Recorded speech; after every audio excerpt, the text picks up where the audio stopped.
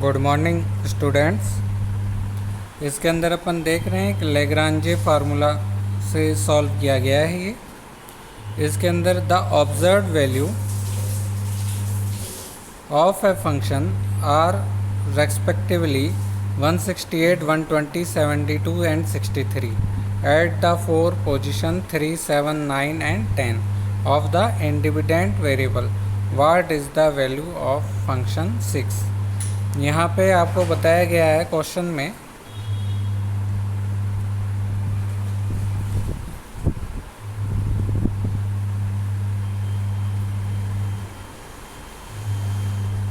जो observe value है function की वो 168, 120, 72 एंड 63 आई है जब हमने 4 पोजीशंस रखे हैं। कौन से? 3, 7, 9 एंड 10। इससे ये पता चल रहा है हमारे को कि ये जो 3, 7, 9 एंड 10 है ये किसकी वैल्यू है? x की वैल्यू है। इसने कहीं नहीं लिखा x कौन है, y कौन है। आपको इस लाइन को पढ़ के समझना पड़ेगा। Observe value of a function मतलब जो वैल्यूज़ आई किसी फंक्शन की क्या रखने पे? 3, 7, 9 एंड 10 रखने पे। तो वो कौन सी है? 168, 120, 72 एंड 63। तो ये क्या है? y वैल्यू है। तो हम देखिए, या तो आप x0 मान लीजिए या x1 से मान लीजिए। आप x0 मान रहे हैं तो भी ठीक है, x1 से मान रहे हैं तो भी ठीक। तो पहला अपन ने x0 माना 3, x1 माना 7, x2 माना 9, x3 माना 10, y0 ये मान लिया अपन ने जो दे रखा है। अब इसका फार्मूले में अपन इसको वैल्यू रखेंगे। पहले फार्मूला देखते हैं। f(x) बराबर x माइनस x1। जो पूछा है x वो क्या है? 6। तो देखो 6 यहाँ आएगा, ठीक है। तो जो पूछा है वो क्या है? x ना तो x0 है ना x1 है, ये क्या है? x है सिर्फ। x minus x1, x minus x2, x minus x3 upon में ऊपर अपन ने क्या नहीं लिया? x0 नहीं लिया। तो x0 minus x1, x0 minus x2, x0 minus x3 जो नहीं लिया अपन ने ऊपर वो अपन नीचे उसका डिवाइड करेंगे और इसको गुना कहीं से करेंगे? मल्टीप्लाई y0 से। फिर देखिए x माइनस x0।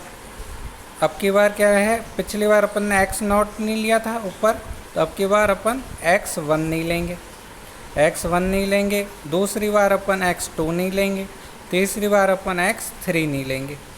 और जो ऊपर नहीं लेंगे उसी से नीचे अपन माइनस करेंगे उसी में। x0 minus x1, x0 minus x2, x0 minus x3। यहाँ पे x1 नहीं लिया तो x1 minus x0, x1 minus x2, x1 minus x3। यहाँ पे x0 माइनस x0 नहीं करना है, यहाँ x1 माइनस x1 नहीं करना है, यहाँ x2 माइनस x2 नहीं करना है, ठीक है। जो उसके अलग है x0, x1, x3 वो वैल्यूज़ अपन को पुट करने हैं और अपन को मल्टीप्लाई कहाँ से करना है? जो अपन ने यहाँ पे जैसे x0 नहीं लिया वैसे y0 की वैल्यू से मल्टीप्लाई करना है। x1 नहीं लिया ऊपर तो y1 की वैल्यू से मल्टीप्लाई करना है। एक तो जो भी आपने माना है x0 से मान रहे हो या x1 से मान रहे हो, यहाँ ऊपर एक बार डिफाइन करके लिखो जैसे यहाँ लिखा हुआ है। x0 बराबर 3 है, x1 माइनस बराबर 7 है, x2 बराबर 9 है। तो ये सारा हमने मान रखा है, ठीक है। यहाँ पे x1 बराबर 3 भी मान सकते थे, x2 बराबर 7, x3 बराबर 9, x4 बराबर 10। तो वो आपके ऊपर है, जो माना है वैसे ही y को भी मानना है, ठीक। अलग अलग नहीं मानना। x1 ये मान लिया और y0 से शुरू कर रहे हैं, ठीक। ये चीज़ नहीं करनी। आपको क्या दे रखा है? देखो पुटिंग x बराबर 6, ये 6 कहाँ से आया? यहाँ से ये पूछता है what is the value of 6। कह रहा है कि अगर 3, 7, 9, 10 रखेंगे तो y की वैल्यू ये आएगी 168, 120। अब आपको कह रहा है कि अगर x की वैल्यू 6 रखें, ठीक है, तो y की वैल्यू क्या आएगी? तो y की वैल्यू निकालने के लिए देखिए आपने वैल्यू रख दी फार्मूले में। 6 माइनस 7 x1, ठीक है, 6 माइनस 9 x2,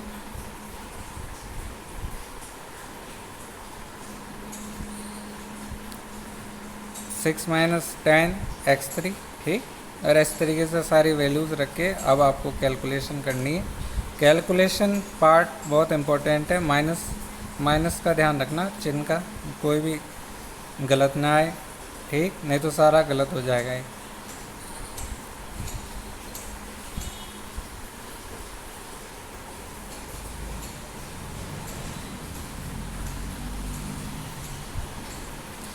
इस तरीके से वैल्यू रखेंगे, इस तरीके से अपन सॉल्व करेंगे इसको।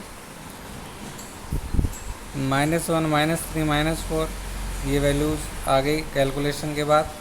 पहले वाली इक्वेशन की, ये दूसरे वाली इक्वेशन की आ गई वैल्यू, ये तीसरे वाले इक्वेशन की आ गई, और ये चौथे वाले इक्वेशन की आ गई। यहाँ पे सीधे अपन ने सबका कैलकुलेशन करके आंसर आ गया 147। एक बार आप खुद से करके देखिएगा। नहीं आया, अगर इसमें कोई वैल्यूज़ नहीं आए एक दो बार करने पे, तो इसको देख कर देखिए कि क्यों नहीं आ रही वैल्यूज़, ठीक है।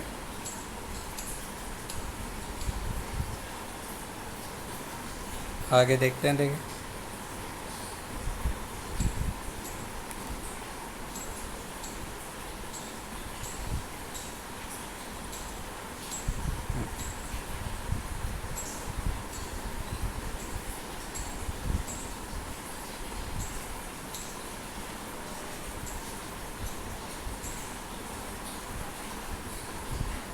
देखिए, using Lagrange formula find the value of y2 from the following data. अब यहाँ साफ साफ कह दिया कि x ये है, y ये है, ठीक। ये पूछे हुए क्वेश्चन है सारे RTU के। देखिए यहाँ पे y किस पर निकालना है, जब x 2 हो, ठीक। ये y ऑफ फंक्शन 2, इसका मतलब क्या है, इसका क्या मतलब लिखा हुआ है यहाँ पे, इसका मतलब है कि जब x की वैल्यू 2 हो तो y क्या होगा, ठीक। तो देखिए, use Lagrange interpolation formula y x बराबर x minus x1 x minus x2 x minus x3 x not minus x1 x not minus x2 x not minus x3 गुना कहाँ से करना है, y नॉट से, जो नहीं लिया ऊपर, ठीक है। x नॉट की वैल्यू नहीं ली, इसलिए गुना अपन को कहाँ से करना है, y नॉट से करना है। और देखिए x माइनस x नॉट, अब की बार क्या नहीं लेंगे, 1 नहीं लेंगे, x1 नहीं लेंगे, फिर x2 नहीं लेंगे, फिर x3 नहीं लेंगे। जो नहीं लेंगे उसी से डिवाइड में अपन को माइनस करना है, x1 x2 x3 x not x2 x3 x not x1 x3 x not x1 x2, और जो सी से आगे मल्टीप्लाई करना है, ठीक। देखिए आगे,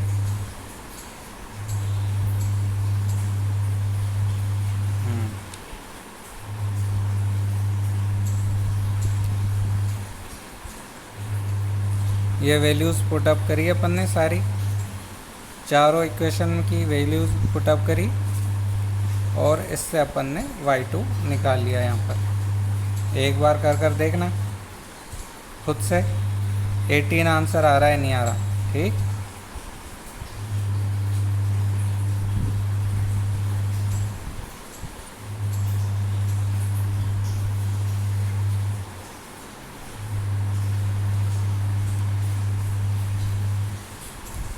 using Lagrange interpolation formula find the value of y5 from the following table. ये टेबल दे रखी है x और y की, ये x की है, ये y है। Lagrange इंटरपोलेशन फार्मूला कहता है nth degree polynomial approximation formula to a function f(x) which is known as at discrete point x I बराबर 0 1 2 3 nth। The formula states that, इस तरीके से ये फार्मूला दे रखा है अपन को।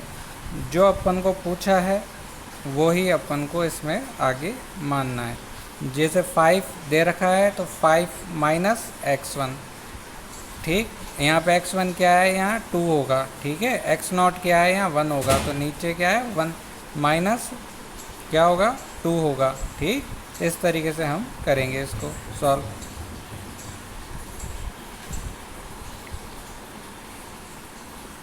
इस तरीके से वैल्यूज़ लिख दी इन्होंने। आगे उसके अंदर वैल्यूज़ अपन ने फार्मूले में पुटअप कर दी सारी वैल्यूज़, और इसको अपन ने कैलकुलेट करके क्या निकाल लिया, y5 की वैल्यू निकाल ली। y5 की वैल्यू मतलब क्या है यहाँ पे, फंक्शन ऑफ y5 का क्या मतलब है कि 5 जब x होगा तो y क्या होगा, y क्या होगा 32 होगा, ठीक है। जब x 5 होगा तो y 32.93333 होगा, ठीक। अगर कुछ समझ में नहीं आए तो पूछ लेना एक बार और। Thank you.